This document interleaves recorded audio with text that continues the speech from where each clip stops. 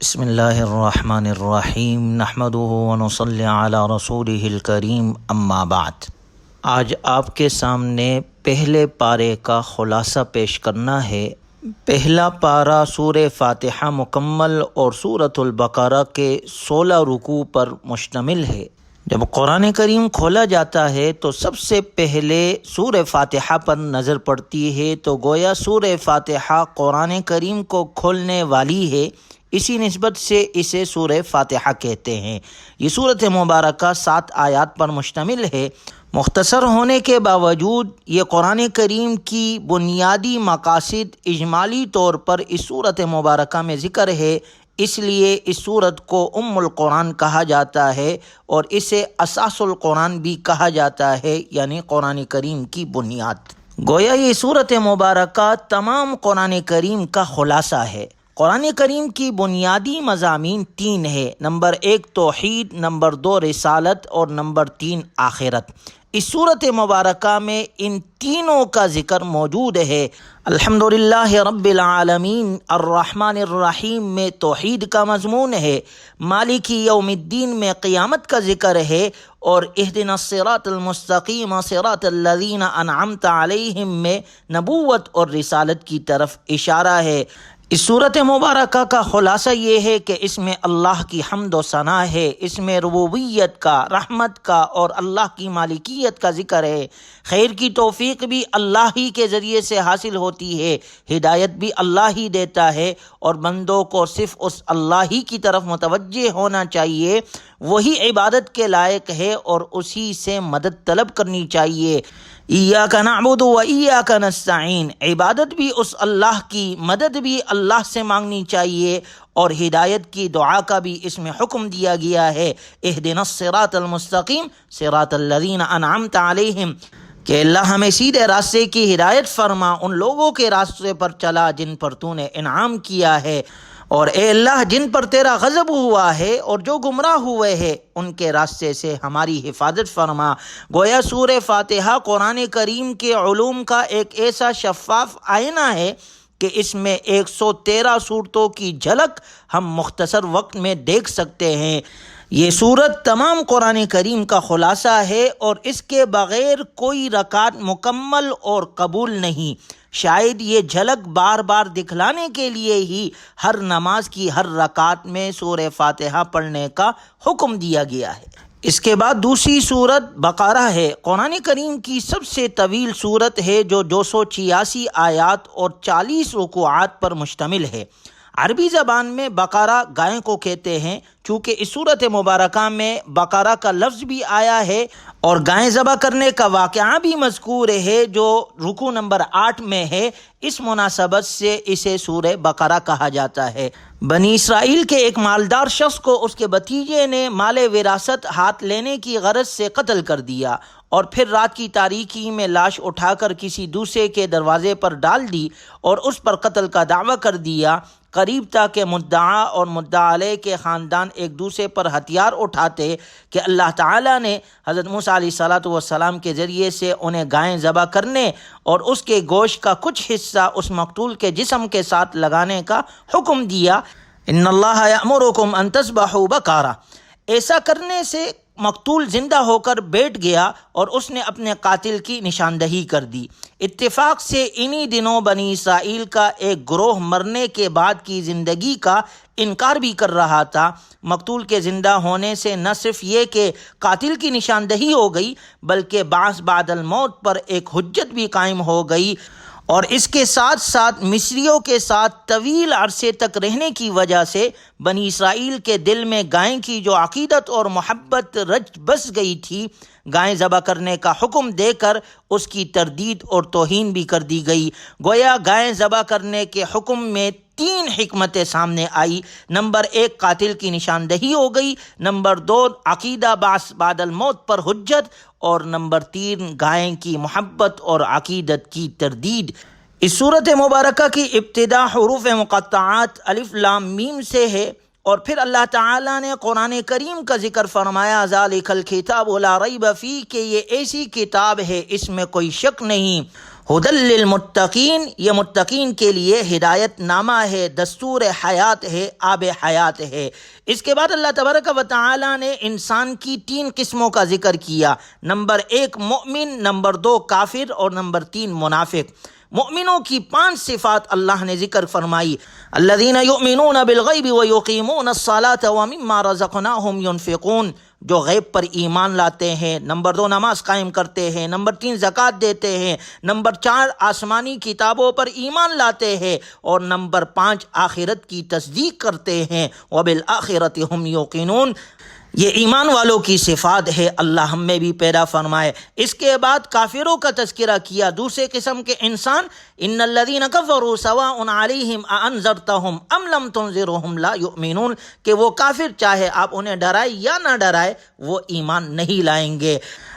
اگلی آیات میں اللہ تبارک و تعالی نے منافقین کا ذکر فرمایا، وَمِنَ النَّاسِ مَن يَقُولُ آمَنَّا بِاللَّهِ وَبِالْيَوْمِ الْآخِرِ وَمَا هُمْ بِمُؤْمِنِينَ، کہ یہ انسانوں کا وہ گروہ ہے جو لوگوں کے سامنے ایمان تو ظاہر کرتا ہے لیکن حقیقتاً ان کے دل میں ایمان نہیں۔ ان منافقین کی صفات کا ذکر کیا گیا ہے، اور مسلمانوں پر لازم ہے کہ وہ ان صفات بد سے اپنا دامن بچا کر رکھے۔ منافقین کی صفات: جھوٹ بولنا، دھوکہ دینا، حسد کرنا، تکبر کرنا، زمین میں فساد پھیلانا، جہالت، ضلالت اور ایمان والوں کا تمسخر کرنا، یہ ساری بری صفات منافقین کی ہے۔ اللہ ہمیں اس سے محفوظ فرمائے۔ ان تینوں گروہوں کو ذکر کرنے کے بعد ارشاد باری تعالیٰ ہے، یا ایھا الناس اعبدوا ربکم، اے لوگو اپنے رب کی عبادت کرو، یعنی عبادت کے لائق صرف وہی اللہ ہے جو وحدہ لا شریک ہے، اس کا کوئی شریک نہیں۔ سورہ بقرہ کے 4 رکوع میں اللہ تبارک و تعالی نے حضرت آدم علیہ السلام کا واقعہ ذکر فرمایا، وَإِذْ قَالَ رَبُّكَ لِلْمَلَائِكَةِ إِنِّي جَاعِلٌ فِي الْأَرْضِ خَلِيفَةً۔ غور کیا جائے تو حضرت آدم علیہ السلام کا واقعہ بھی انسان کی بصیرت کے لیے بیان کیا جاتا ہے کہ انہیں خلافت الہیہ کے لیے پیدا کیا گیا ہے اور علم کے زیور سے آراستہ کیا گیا ہے، اور اسی طرح وہ مسجود ملائکہ بن گئے۔ یہ قصہ آدم علیہ السلام کی عظمت شان بتاتا ہے۔ انہیں زمین کی خلافت عطا کی گئی، ایسے علم سے نوازا گیا جو فرشتوں کے پاس نہیں تھا، ملائکہ کو ان کے سامنے سجدہ ریز ہونے کا حکم دیا گیا۔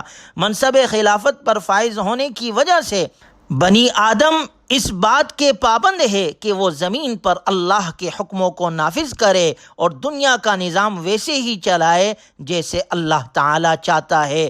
اور کیا جائے تو حضرت آدم اور حضرت حوا علیہم السلام کا قصہ جو ابلیس کے ساتھ پیش آیا، حقیقت میں یہ ساری انسانیت اور اس دنیا کی ابتدا سے انتہا تک کا قصہ ہے۔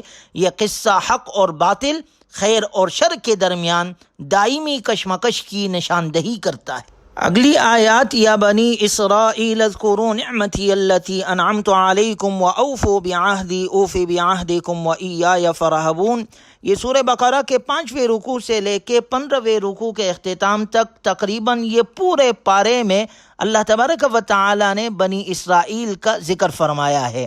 اس تذکرے میں سب سے پہلے تو یہ بتایا گیا ہے کہ اللہ تبارک و تعالی نے بنی اسرائیل کو بے شمار ظاہری اور باطنی، دینی اور دنیاوی نعمتیں عطا فرمائی۔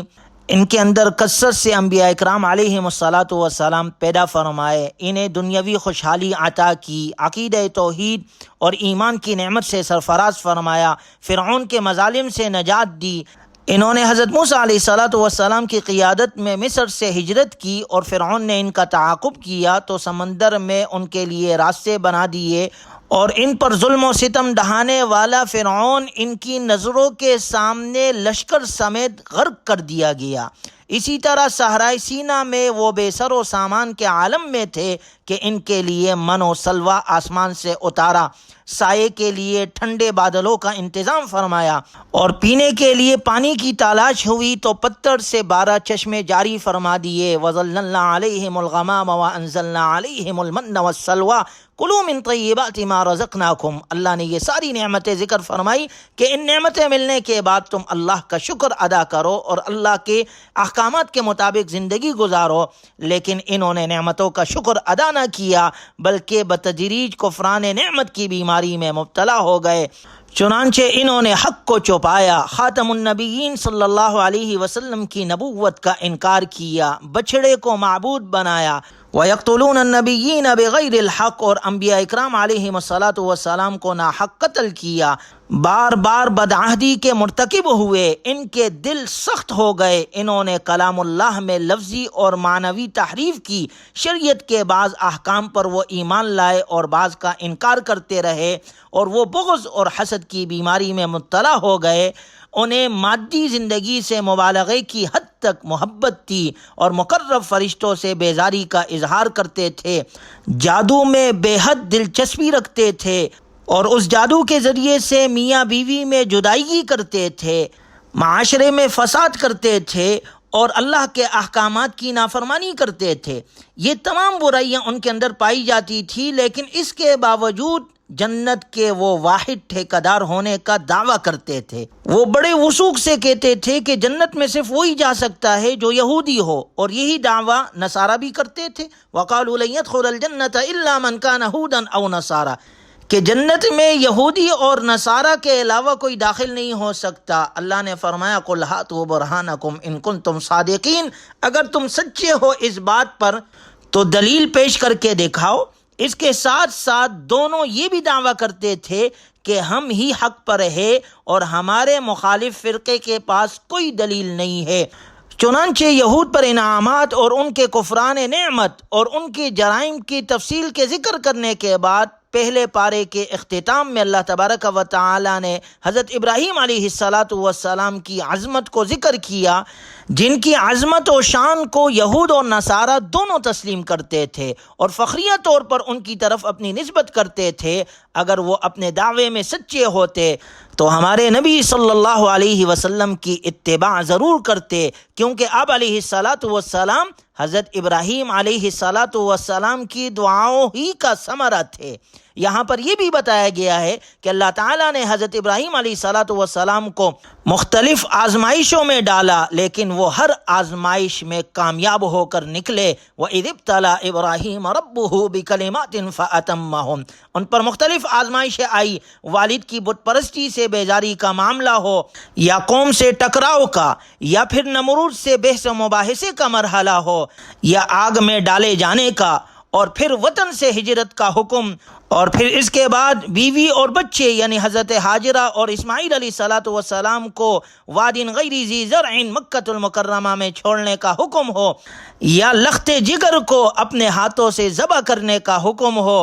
اللہ کے خلیل حضرت ابراہیم علیہ السلام ہر مقام پر ثابت قدم رہے اور ان کے قدموں میں ذرہ برابر لغزش نہ آئی، جس سے ہمارے لیے بھی بہت بڑا سبق ہے کہ ہم اللہ کے حکموں کو بغیر چو چرا اس پر عمل کرنے والے ہو، کیونکہ ملت ہماری بھی ابراہیمی ہے اور شریعت ہماری محمدی ہے صلی اللہ علیہ وسلم۔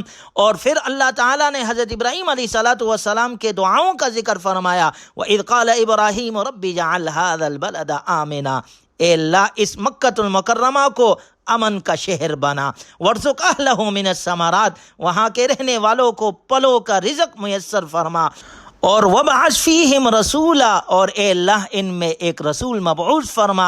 اللہ تبارک و تعالی نے حضرت ابراہیم علیہ السلام کی دعا کو قبول فرمایا، اور آپ علیہ السلام کی ولادت مکۃ المکرمہ میں اور حضرت اسماعیل علیہ السلام کی اولاد میں ہوئی۔ ابراہیم علیہ السلام کا تذکرہ فرمانے کے بعد اللہ تعالیٰ کا ارشاد مبارک ہے، وَمَن يَرْغَبُ عَن مِّلَّةِ إِبْرَاهِيمَ إِلَّا مَن سَفِهَ نَفْسَهُ، کہ ملت ابراہیمی سے وہی شخص اعراض کر سکتا ہے جو شقی، احمق اور خواہشات کا غلام ہو۔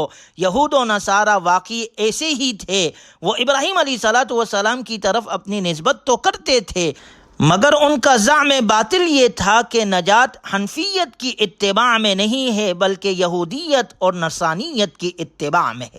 اللہ تبارک و تعالی نے اپنے نبی صلی اللہ علیہ وسلم کو حکم دیا کہ آپ انہیں حنفیت یعنی دین اسلام کی طرف دعوت دے، جو کہ تمام انبیاء اکرام علیہم الصلاۃ والسلام کا دین ہے۔ اگر وہ آپ علیہ الصلاۃ والسلام کی دعوت کو قبول کر لے تو ہدایت پا جائیں گے، اور اگر قبول نہ کرے تو ان کا انکار اور گمراہی کسی دلیل کی بنا پر نہیں ہوگی بلکہ ضد اور عناد کی بنا پر ہوگی۔ گویا ملت ابراہیمی یہ ہے کہ جیسے ہی اللہ کا حکم آ جائے تو فوراً اس کی تعمیل کی جائے، اور یہی طریقہ ہر عقل مند انسان کو اختیار کرنا چاہیے۔ اہمیت نیک لوگوں کی راہ کی پیروی کی ہے، نہ کہ ان سے کسی نسلی تعلق کی۔ پہلے پارے کے اختتام میں اسی وجہ سے اللہ تبارک و تعالی نے یہ آیت 2 مرتبہ ذکر فرمائی، تلک امت قد خلت لہا ما کسبت ولکم ما کسبتم ولا تسألون عما كانوا يعملون، کہ وہ ایک گروہ تھا جو گزر چکا، انہوں نے جو اعمال کیے وہ ان کے لیے تھے، اور تم جو اعمال کر رہے ہو وہ تمہارے لیے ہے، تم سے یہ نہیں پوچھا جائے گا کہ وہ کیا کرتے رہے۔ کسی سے نسلی تعلق کو آخرت میں بخشش کی بنیاد نہ سمجھنا، بلکہ اللہ تعالیٰ تو کردار دیکھے گا، عمل پر نجات ملے گی۔ اللہ تعالیٰ ہمیں اچھا کردار اختیار کرنے والا اور نیک لوگوں کے نقش و قدم پر چلنے والا اور قرآنی تعلیمات پر عمل کرنے والا بنائے۔ وآخر دعوانا ان الحمد للہ رب العالمین۔